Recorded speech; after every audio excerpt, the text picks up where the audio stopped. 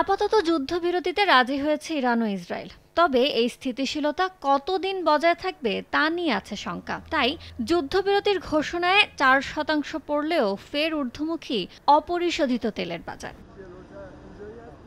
বার্তা সংস্থা রয়টার্স জানায়, বুধবার ব্রেন্ট ক্রুডের দাম 1.3% বেড়ে ব্যারেল প্রতি $67.99 ওঠে।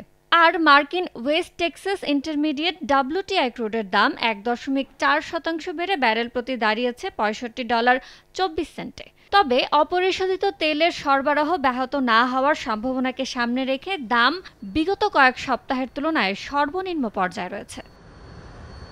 তেলের বাজার চড়া থাকলেও বুধবার জাপানের নিক্কে সূচক ও অস্ট্রেলিয়ার পুঁজিবাজারের সূচকগুলো ছিল স্থিতিশীল।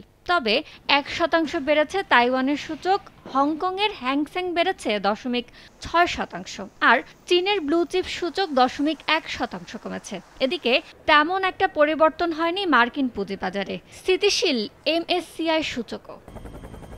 আপাত দৃষ্টিতে ইসরায়েল ও ইরানের যুদ্ধবিরতি কিছুটা দুর্বল মনে হলেও বাজার এ বিষয়টি আমলে নিচ্ছে না বলে মনে করেন বিশ্লেষকরা।